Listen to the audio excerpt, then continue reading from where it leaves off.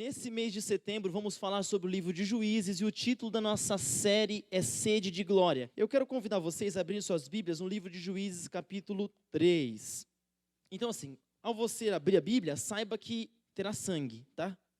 Então, quando a gente estuda o livro de Juízes, você abre a Bíblia, pinga uma gota na sua cara, assim, muito sangue esse livro. E não fique preocupado com isso, sabe por quê? Você fala, ai, pastor, não é legal ficar vendo essas coisas de sangue e tal.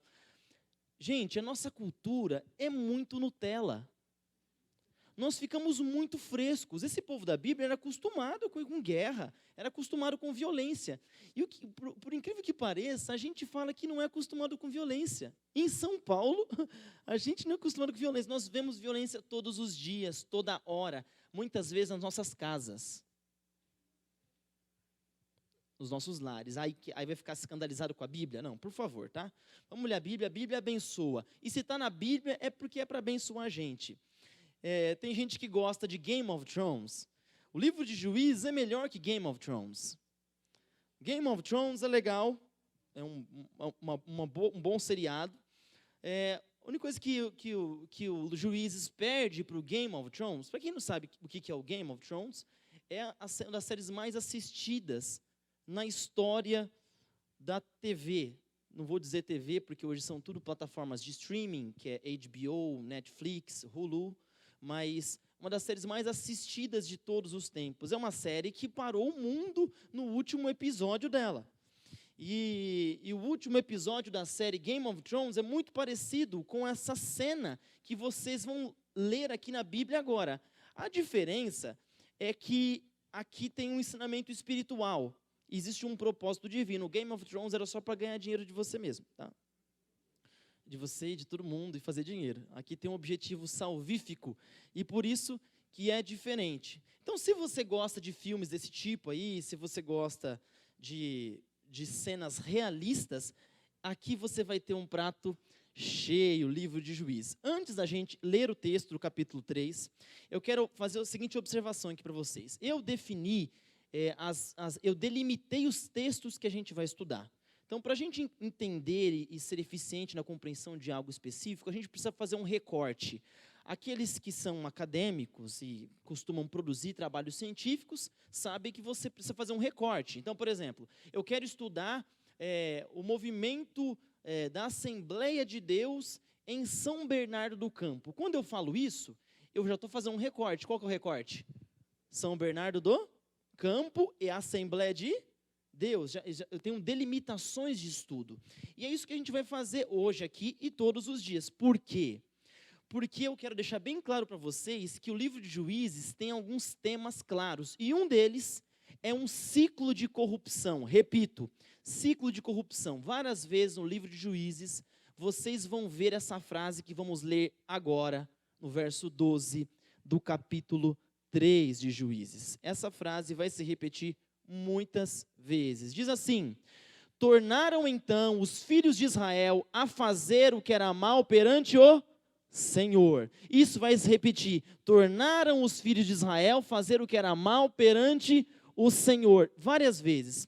Só que, por que eu entendo que isso é um ciclo? Porque em todos os casos dos juízes vai acontecer assim, ó.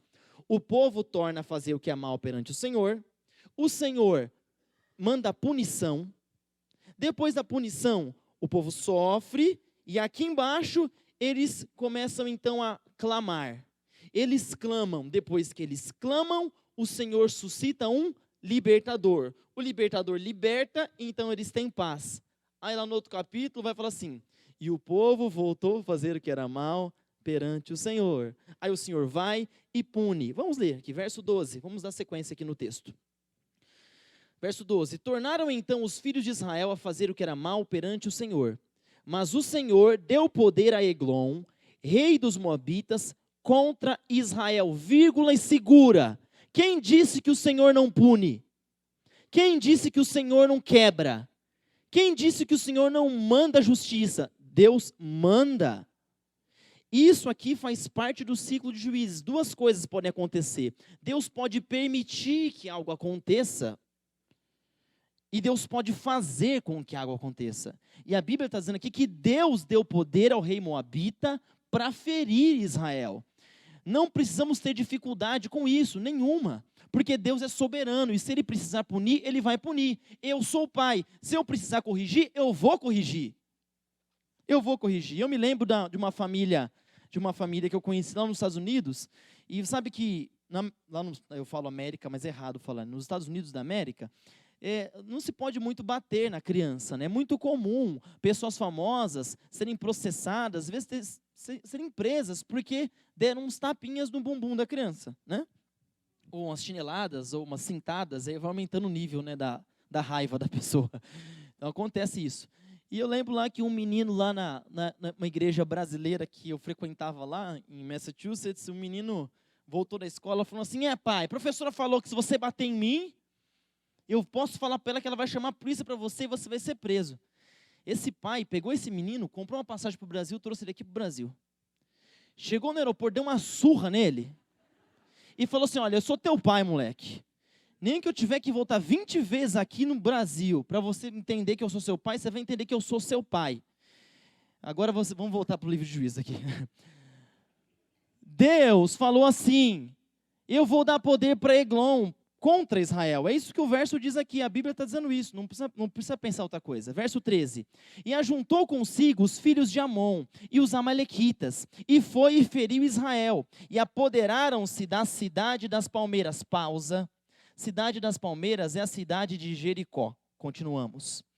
E os filhos de Israel serviram a Eglon, rei dos Moabitas, 18 anos. Um povo que era para ser livre, que era para estar dominando Canaã, agora estão ali pagando imposto e servindo um rei que o Senhor empoderou eles para ferir Israel. Aí então, o povo está sofrendo. Lembra do ciclo? Voltaram a fazer o que era mal perante o Senhor puniu. Verso 15, o próximo passo do ciclo. Então os filhos de Israel clamaram ao Senhor, e o Senhor lhes suscitou um libertador. Eude, homem canhoto. Você pode ler a Bíblia ou pode olhar para a imagem aqui, que agora é a descrição do nosso personagem. Eude, um homem canhoto, filho de Gera, benjamita. Por intermédio dele, enviaram os filhos de Israel tributo a Eglon, ou seja, imposto ao rei moabita. Verso 16. Eude fez para si um punhal de 2 gumes de comprimento, comprimento de 1 côvado, de 2 gumes e o comprimento de 1 côvado. Cingiu-o debaixo de suas vestes do lado direito, levou o tributo ou o imposto a Eglon, rei dos Moabitas. Era Eglon um homem gordo. Observem como esse texto tem o interesse de mostrar as características físicas dos personagens. Eu não sei se você já leu, se você costuma ler, mas cada autor tem características. Se você leu Machado de Assis já, você vai ficar, e for uma pessoa ansiosa, você vai ter dificuldade com a quantidade de detalhes que ele costuma expor em uma cena. Detalhes fantásticos, embora para o ansioso é difícil, mas para o leitor atento existe uma riqueza muito grande. Eude era canhoto e o rei era o quê? Vamos lá, sequência. O rei era um homem gordo. Estamos aqui no verso 17. Levou o tributo a Eglon, rei dos Moabitas, era um homem gordo. Verso 18. Tendo entregado o tributo, despediu a gente que o trouxera, despediu dos seus companheiros e saiu com ela. Porém, voltou do ponto em que estavam as imagens de escultura ao pé de Gilgal, e disse ao rei: tenho uma palavra secreta a dizer-te, ó rei. O rei disse: cala-te. Então todos os que lhe assistiam saíram de sua presença. Eude entrou numa sala de verão, uma sala privativa, que o rei tinha só para si, onde estava sentado, e disse: tenho a dizer-te uma palavra de Deus. Eglon se levantou da cadeira. Então Eude, estendendo a mão esquerda, puxou o seu punhal do lado direito e cravou no ventre, de tal maneira que entrou também o cabo com a lâmina. E porque não o retirou do ventre, a gordura se fechou sobre ele. E Eude, saindo por um postigo, passou por um vestíbulo, depois de cerrar sobre ele as portas, trancando-as. Tendo saído, vieram os servos do rei e viram, e eis que as portas da sala de verão estavam trancadas, e disseram, sem dúvida, que ele está ali aliviando o seu ventre na privada da sala de verão. Aborreceram-se de esperar, se cansaram. Como não abria a porta da sala, tomaram a chave e abriram. E eis que seu senhor estendido estava ali, morto sobre a terra. Eude escapou enquanto eles demoravam, e tendo passado pelas imagens de escultura, foi para Seirá. Tendo ele chegado, tocou a trombeta nas montanhas de Efraim, e os filhos de Israel desceram com ele das montanhas, indo ele à frente. Ele lhes disse, segui-me, porque o Senhor entregou nas nossas mãos os nossos inimigos, os moabitas, e desceram após ele e tomaram os vaus do Jordão, Jericó. Tomaram os vaus do Jordão.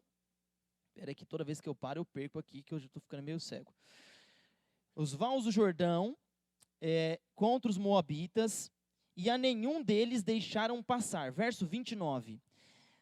Naquele tempo, feriram dos moabitas uns 10.000 homens, todos robustos e valentes, e não escapou nenhum homem sequer. Assim foi Moabe subjugado naquele dia, sob o poder de Israel, e a terra ficou em paz 80 anos. Ufa! Gente, quanto sangue, hein? Quer dizer, não sei se teve tanto sangue, porque diz que o cabo tampou, funcionou como uma rolha na barriga da pessoa, e não saiu. Vamos entender esse texto aqui? Eu não sei se esse texto te deixa intrigado, mas a primeira vez que eu li, logo me gerou muitas perguntas. E eu vou fazer as perguntas aqui, as que eu tenho, e vou tentar responder. Não sei se vai ser as mesmas perguntas que você tem sobre o texto. Primeira coisa, esse Eude, ele era canhoto. Eu tive a curiosidade de procurar, de fazer uma pesquisa sobre a palavra canhoto na Bíblia. A palavra canhoto na Bíblia aparece mais uma vez em outro lugar, mas não é a mesma palavra utilizada para Eude. Eude, a palavra utilizada nesse texto é a palavra atar em hebraico, o que quer dizer homem, disabled of the right hand, aleijado da mão direita. É claro que se você é aleijado da mão direita, logo você é um canhoto. Mas a Bíblia diz que Eude era alguém desabilitado da mão direita. E isso é uma chave muito importante para a gente entender esse texto, porque eu tenho uma pergunta sobre esse texto. Como que o rei deixa um inimigo entrar na sala privativa dele e fica sozinho com o inimigo? Como? É nítido que o rei deixa o Eude entrar, porque o Eude não representava um perigo, ele era um aleijado. E por isso que o rei Eglon deixa ele entrar, e ele entra nessa sala de verão. Existem alguns comentaristas que chegam a dizer que o rei deixou ele entrar porque o rei tinha interesses íntimos com o rapaz. O que não faz sentido para mim. A argumentação desses comentaristas é que essa sala era uma sala muito reservada, ninguém podia entrar. Mas o rei pede para o Eude entrar, porque o Eude diz que tem uma palavra do Senhor para ele. E o rei só deixa porque o Eude é um aleijado, ele é deficiente da mão direita. E isso torna a história muito mais legal para mim, porque eu ia intitular esse sermão como Eude, o herói canhoto. E aqui, nesse momento, na igreja do Riacho Grande, eu intitulo esse trecho da Bíblia de Eude, o herói deficiente. E faz muito mais sentido para mim. Porque ele era canhoto, sim. Mas o fato da Bíblia descrever a deficiência dele, nos ensina algo tremendo. Porque logo depois ela vai dizer que o rei era o quê? Era gordo. Fui pesquisar a palavra gordo na Bíblia.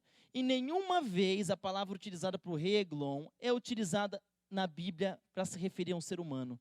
Sempre se referem a animais que vivem em pastos muito verdejantes. Então, por isso que ficam gordos e ficam ali abastados. Enquanto o libertador de Israel é alguém deficiente, o rei que domina é alguém que mantém a sua forma. No Oriente Médio, numa região árida, sem muito alimento, porque eles eram moabitas. Quero levar você para o Oriente Médio aqui. Se você olhar para... Eu decidi não colocar mapa lá, porque toda vez que aparece um mapa, as pessoas começam a dormir no sermão. Eu morei na Jordânia, e a Jordânia é o lugar onde os moabitas viviam. O norte da Jordânia, Amã, era o lugar onde os amonitas viviam, e o sul, da metade para o sul do país, era onde os moabitas viviam. E eu e a Glória costumávamos ir lá na região de Moabe, quando morávamos na Jordânia, porque lá tem um oásis lindo chamado Wadi Mujib, que é uma cachoeira que nasce no meio do nada, assim, no deserto da Jordânia, e minha esposa amava ir nesse lugar. Eu acho lindo esse lugar, mas só que lá não tem muito jeito de ficar gordo. A gente fica gordo aqui em São Paulo, porque a gente come muito à noite, né? A gente sai para comer, a gente não sai? Sai para comer. Quando não sai, come em casa o que a gente pediu na rua. E quando fica em casa, a gente come coisa top, não é? Gente, a gente come muito bem, a gente gosta de comer. Muito fácil de engordar aqui. Eu, quando morei na América, nos Estados Unidos da América, daqui a pouco um sociólogo me corrige aqui, eu engordei muito, eu engordei tanto, que eu fiquei cheio de marcas aqui do lado, porque ela tem muito açúcar nas coisas, gente. E não era só isso também, eu tinha muito maus hábitos. Morava numa região fria, então eu andava com engradados de Coca-Cola no trunk, lá atrás. Porque estava sempre frio, então a Coca-Cola sempre ficava bem geladinha. Estava no trânsito, eu parava, refrigerante. Engordei e fiquei parecendo um leitão, né? Fiquei gordo mesmo. A região que a gente mora determina muito o nosso biotipo. E não faz muito sentido o Eglon ser gordo. Porque eles viviam num lugar onde há escassez de alimento. Mas, por incrível que pareça, esse cara era gordo, ele era abastado. Vamos continuar lendo vamos continuar interpretando o texto aqui. Esse texto tem uma estrutura que eu gostaria de destacar com você. Se você está com a sua Bíblia, eu vou te mostrar um quiasma no livro de Juízes. Mas é só você abrir sua Bíblia. O quiasma é uma estrutura que vai fazer com que as pontas se liguem ao centro. Vou explicar para vocês. No verso 12, se você não está com a sua Bíblia, se você tiver, é melhor. Mas se você não tiver, me ouça atentamente. No verso 12, a Bíblia diz que no verso 12, a Bíblia diz que os moabitas dominaram Israel. Então, observa só. É um quiasma temático. Vocês vão entender o que é um quiasma. Verso 12, Moabe domina Israel. No verso 30, Israel domina Moabe. No verso 13, diz aqui que eles se apoderaram da cidade das palmeiras. A cidade das palmeiras é Jericó. Lá na frente, deixa eu consultar aqui minha cola. Lá no verso 28, diz que os israelitas tomam os vales do Jordão, ou seja, na cidade de Jericó.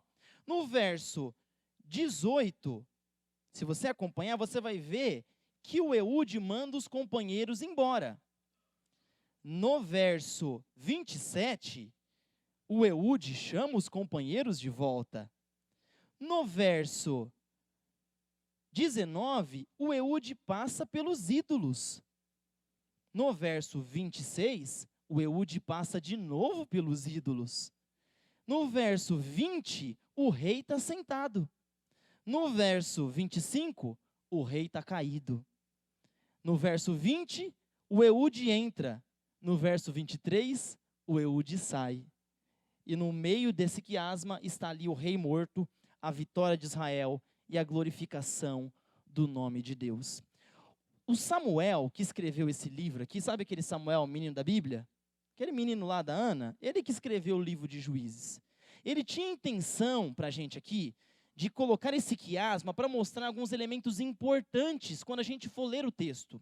Essa estrutura mostra para a gente o que é importante. Então, quando a gente vê que o Eude passa pelos ídolos uma vez, esses ídolos incomodam Eude. Porque haviam ídolos na cidade que era de Deus. Na cidade que eles dominaram quando entraram em Canaã, o símbolo da glorificação do nome de Deus. Ali tinham estátuas. Hoje, gente, não é para adorar isso aqui é só uma imagem ilustrativa, tá? E se tem alguém que tem um problema com imagem, você tem que estudar um pouco mais. Aqui a gente não adora imagem, mas a gente usa a arte para pregar o evangelho. Do mesmo jeito que os católicos faziam lá na Idade Média, quando eles pintavam e faziam esculturas nas catedrais, para que os artistas faziam isso, para que o povo que não sabia ler conseguisse entender a Bíblia. A iconografia católica surge como um movimento missiológico, para que as pessoas que não entendiam a Bíblia conseguissem entender a Bíblia. Então, deixe seu preconceito evangélico de lado, tá? Arte também é um mecanismo de ensino, pedagogia e de evangelização. Eude se incomoda, e depois que ele mata o rei, por onde ele passa? Pelos ídolos de novo. E assim ele vai, chama os amigos, e o nome de Deus é glorificado. Nós aprendemos algumas coisas aqui com esse texto. E hoje eu trouxe aqui para vocês algumas aplicações. A primeira aplicação é que Deus usa um deficiente para libertar o povo de Israel. Eu não sei se você já teve algum amigo deficiente, ou se você já conviveu com alguém com alguma deficiência notória, assim. Mas a deficiência, ela geralmente se divide em duas partes, assim. Tem a deficiência primária. Essa deficiência primária é a deficiência real. Por exemplo, digamos que eu seja cego. Eu sei que sou cego, eu não vejo, sou cego. Essa é a deficiência primária. A deficiência secundária é a percepção externa ou a percepção social sobre aquela deficiência. Eu vou explicar para vocês. Muita gente acredita que ter uma dor nas costas é um demônio nas costas. E tem gente que acredita que se está dando alguma coisa errada na sua vida, se você bater o carro, você está aleijado, ou se você tem uma doença, é porque você pecou. E por isso que você está assim. Todos esses são takes externos sobre a nossa deficiência. Quando alguém olha para você e fala assim, Érica, a Érica é estourada. Claro que a Érica não é muito calma, né? Você é uma pessoa impaciente, muito estourada. E você sabe que é isso. Só que a pessoa atribui coisas a você além do que você é. Porque essa deficiência é a deficiência secundária, a percepção externa, a percepção das pessoas, a percepção social. E o Eude aqui, esse nosso personagem, ele vivia em uma época em que a deficiência não era bem vista também. Em um local onde um deficiente, ele representa uma vulnerabilidade para a comunidade. Em uma época em que as pessoas invadiam suas terras e matavam seus filhos. Ter alguém aleijado em casa não é vantagem. Nunca foi vantagem. Nesse contexto. Então esse homem, ele vivia como um zero à esquerda. Esse homem era alguém totalmente incapacitado, desconsiderado, tanto na deficiência primária, quanto na secundária. Mas eu acho maravilhoso, porque Deus é glorificado com a nossa deficiência, amém? Você é cheio de deficiência. Talvez a sua mão não seja tortinha, assim como a de Eude, mas tem outras coisas tortas na sua vida. E às vezes você acha que essas coisas tortas não podem glorificar o nome de Deus. E hoje aqui eu quero ensinar para vocês um conceito sobre graça. Se você sair com isso daqui no seu coração, eu já vou ficar feliz. Existe a graça passiva. O que é a graça passiva? É quando você se aproxima de Deus e fala assim, Senhor, me perdoa porque eu errei, eu sou um cara errado, eu fiz aquilo ali, fiz aquela outra coisa ali, me perdoa. E o Senhor no seu trono fala assim, eu te perdoo, meu filho, fique em paz. A graça passiva. E ele te perdoou ali, né? Existe a graça ativa, a graça em que Deus usa aquilo que nós somos para a glória dele e para a salvação de pessoas. Então, no primeiro caso, na graça passiva, Deus, ele cura a gente, ele transforma quem nós somos. E a graça ativa usa aquilo que nós somos para potencializar o evangelho, para glorificar o nome de Deus. Então Deus podia ter curado a mão de Eude. Ele podia ter ido num lago, igual Aquiles, a mãe dele, podia ter mergulhado ele num lago assim, e quando ele saísse com a mão, uma mão forte, uma mão biônica, tipo Sansão, pá, um fortão, vou lá e mato o rei. Não. Deus decidiu dessa vez usar a deficiência de alguém para que o nome dele fosse glorificado e para que pessoas fossem salvas. Mas ninguém acredita nisso. Nem você acredita nisso. Você tem vergonha das suas deficiências. Você tem vergonha das suas imperfeições. Porque você acha que elas não podem glorificar o nome de Deus, mas você está errado. A melhor maneira de glorificar o nome de Deus é permitir que Ele invada as nossas impossibilidades, as nossas imperfeições, as nossas inconsistências. É ali que o nome de Deus é glorificado. Se é para ter sede de glória, que você tenha sede da glória de Deus na sua vida. Se é para ter sede de glória, é que você tenha sede de que essa glória invada o teu ser, principalmente aonde você tem defeitos. É ali que Deus é glorificado. Porque o que você já é bom, a gente já sabe. Mas eu quero saber o que Deus fez por você naquele lugar que você não conseguia mexer. Naquela coisinha na sua vida que você não conseguia alterar. É ali que o nome de Deus é glorificado. Mas a gente procura a glória dos nossos próprios feitos e das nossas perfeições. Do meu vegetarianismo, porque eu tenho facilidade de ser vegetariano, então eu vou levantar a bandeira do vegetarianismo porque é fácil para mim. Aí o outro que tem facilidade de dar ofertas na igreja, é bem generoso, não tenho. Eu vou levantar essa bandeira porque é aqui que eu vou, é aqui que vai ficar a minha glória. Aí o outro, não, eu vou levantar a bandeira porque eu dou estudos bíblicos. Então eu levanto essa bandeira aqui porque é aqui que está a minha glória. Mas não! A pregação do evangelho e o cristianismo vivido tem que ser um cristianismo de defeitos. Porque nada me ajuda o seu talento.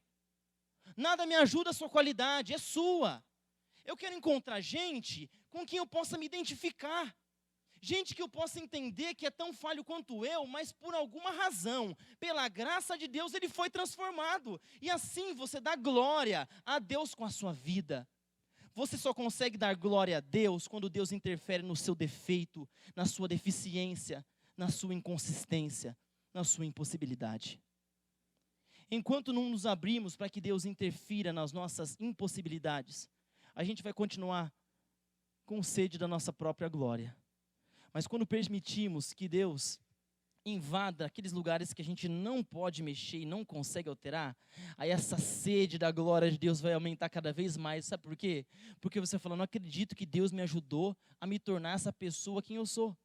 Eu não acredito. Sabe que as pessoas, elas estereotipam a gente, né? Elas colocam rótulos na gente e a gente, às vezes, leva isso. Hoje, quando vindo para aqui para o Riacho, eu trazia dois rapazes no carro comigo, eu estava em outra igreja. E aí eu estava contando para eles uma história que eu já contei para vocês, que lá na minha cidade, né, todo mundo me chama de desastrado, porque o Rafael quebrava muito copo. E até hoje, quando alguém quebra um copo em Ribeirão Preto, eles dizem, ô Rafael. Então, se a pessoa está abanada lá em Ribeirão, eles falam, ô Rafael. E eu contando isso para eles no carro. E eles, nossa, né, tal. E aí eu parei no pedágio, para pagar o pedágio. E aí, na hora de sair, eu já subi na guia, já assim, ele falou, eu, Rafael. Eu falei assim, tem deficiência primária e deficiência secundária. Eu realmente não sou um bom motorista, nunca tive muitas habilidades, assim, espaciais. E essa é uma realidade minha, mas eu não posso deixar a opinião do outro me limitar no meu relacionamento com Deus, porque Deus é gracioso, Deus ele é misericordioso e Deus ama gente defeituosa. Deus prefere gente defeituosa, porque aquele que não é defeituoso, ele não acordou para a vida. Ele não se percebeu, ele não tomou simancol, ele ainda entra na igreja achando que tem créditos, ele ainda entra na igreja com um tipo de sentimento de dignidade, enquanto deveria se sentir como Isaías diante do Senhor, ai de mim, Senhor. Sabe que a deficiência é uma oportunidade para que Deus seja glorificado. Então, quando você olhar hoje para o seu defeito, sabe, tem defeitos aí que são difíceis de conviver. Talvez a sua família esteja sofrendo para conviver com você. Porque tem gente que é difícil, gente. Tem gente que é muito difícil. Agora, é muito importante que você reconheça que você é difícil. Se você não entender, não assumir uma deficiência, as suas chances de você superar ela é muito, muito pouca. Você tem que assumir isso. Se você está com depressão, se você não aceita que você está com depressão, como que a gente vai te tirar da depressão?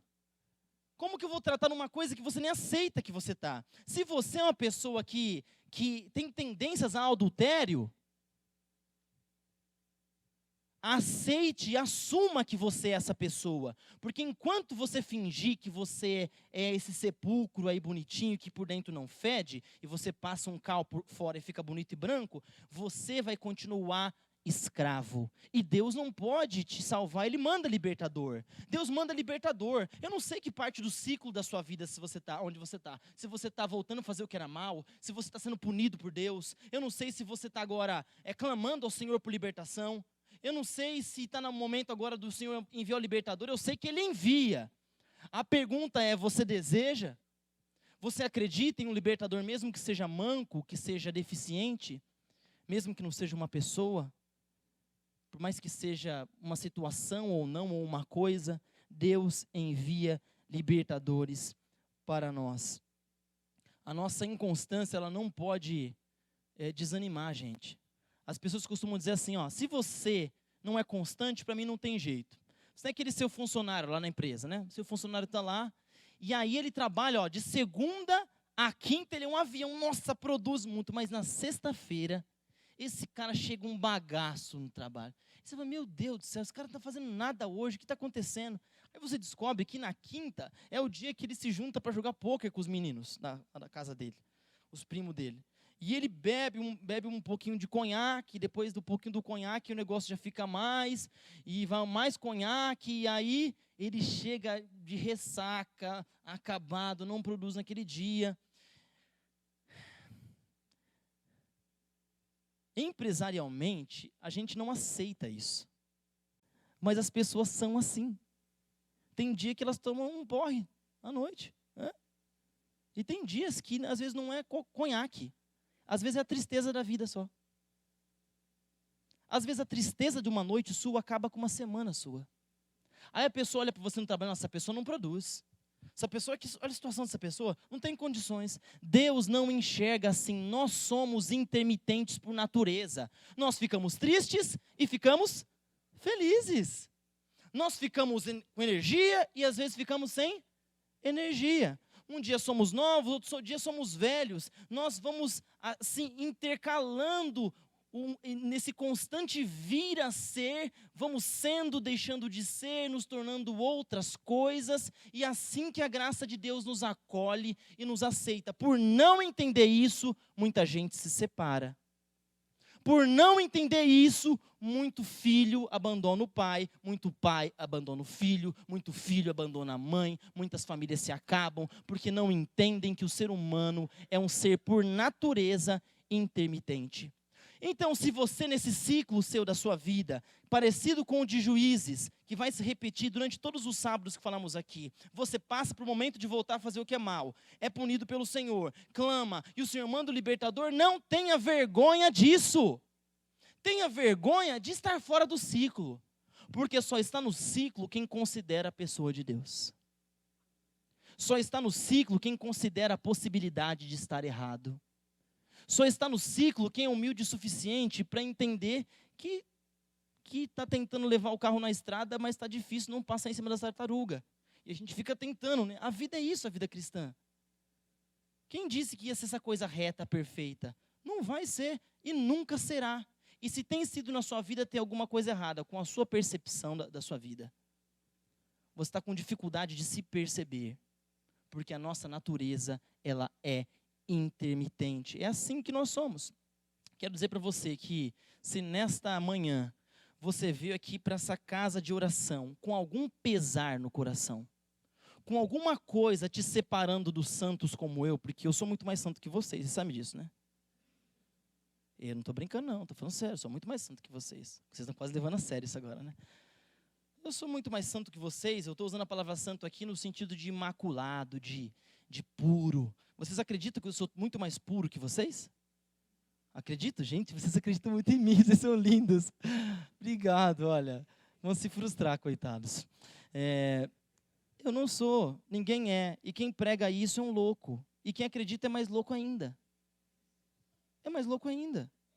Todos nós somos homens e carecemos da glória de Deus. E essa é a dinâmica da vida cristã. Isso é Paulo dizendo, ai, miserável homem que sou, quem me livrará do corpo dessa morte? Porque o bem que eu quero fazer eu não faço, mas o mal que eu não quero fazer, esse eu faço, Senhor. Pastor, isso é um chamado à libertinagem? Não, é um chamado à continuação de uma vida cristã. Porque libertinagem é natural para você, não preciso chamar. O que você tem é lapsos de moralidade às vezes. Às vezes você faz uma coisa certa. Mas no geral, é egoísmo. No geral, é busca do próprio benefício. No geral, é egocentrismo. Isso é o ser humano. É por isso que Deus entra nessa história de Juízes e vocês vão ver coisas terríveis aqui. Você vai falar, meu Deus, Deus está aí? Eu falei, claro que está, Ele está na tua vida. Por que Ele não pode estar aqui? Sua vida é mais feia que isso aqui, rapaz. Agora Ele não pode estar aqui, não. na sua vida Ele está, Deus cuida, Deus tem paciência, apesar do que nós somos, apesar do que falamos, apesar do que queremos, Deus tem muita paciência. Por isso que essa série vai trazer para vocês aqui um vislumbre, uma olhadela nessa supremacia da graça no livro de Juízes, porque Eude, esse homem deficiente, ele salvou Israel. Imagina o que Deus não pode fazer por você. Imagina o que Deus não pode fazer por você na sua casa. E você que precisa ser salvo e que se sente deficiente, saiba de uma coisa: Deus pode ser glorificado na sua deficiência. Deus quer ser glorificado aonde você tem erro. Se você é gay, não tem problema. Não tem problema, Deus pode ser glorificado sim, nessa sua dificuldade. Se você costuma sonegar impostos, esse é um pecado que não dá para falar assim para os outros, porque, pastor? Deus pode ser glorificado nesse seu erro. Deus pode curar, ou Ele pode usar o defeito para a glória dEle. Se você é uma pessoa que mente, eu quero dizer para você que tem esperança para você também. Porque nesse ciclo, Deus manda o libertador. Se você está traindo o seu esposo, hoje, nesse momento, se existe um sentimento de adultério no seu coração, eu quero dizer para você que existe libertador para você. Eu não sei em que momento do ciclo você está, mas eu tenho uma certeza, que o Senhor sempre envia o libertador. O meu desejo nessa manhã é que você que está aqui não saia sem esperança. Você que entrou aqui nessa casa se sentindo mais ou menos, com uma fé pela metade, eu quero que você saia daqui com uma fé de pelo menos 51%. Pelo menos 51% de que Deus vai enviar um libertador para você. Não importa se vai ser canhoto, se vai ser uma mulher, se vai ter cabelo grande, se vai ser uma coisa ou uma situação, o Senhor envia o libertador. Sabe qual é o nosso papel nessa manhã? É clamarmos. Nós vamos clamar agora. Porque nessa história eu não sei se eu sou o povo de Israel, se eu sou o rei, ou se eu sou o Eude. Como eu sou um constante vir a ser, eu posso ser os três. Para ter certeza, eu quero clamar. Se você deseja clamar, fique de pé comigo. E vamos clamar a Deus por um libertador. Grandioso Deus, somos todos nós imperfeitos, mulheres e homens de coração e lábios impuros, Senhor. Nesta igreja, nesta manhã, neste início de série, queremos que o Senhor coloque a tua mão poderosa, aquela mesma mão que segurou a mão de Eude e que libertou o povo de Israel, que ela tenha poder na nossa vida. Que as nossas deficiências sejam curadas ou potencializadas para a tua glória. Que elas sejam utilizadas, que nós não tenhamos vergonha das nossas imperfeições, mas que sim, o nome de Jesus Cristo seja glorificado nelas, Senhor. Que ninguém mais, que as percepções externas, as percepções sociais, não nos atrapalhem, não sejam um bloqueio entre nós e o Senhor. Mas que possamos entender que as nossas deficiências são oportunidades para a tua glória. Sabemos que não somos libertos só para viver, mas para viver glorificando o teu nome, Senhor. Portanto, nos use, nos cure e faça com que cada um de nós receba do Senhor essa graça suprema que o povo de Juízes recebeu.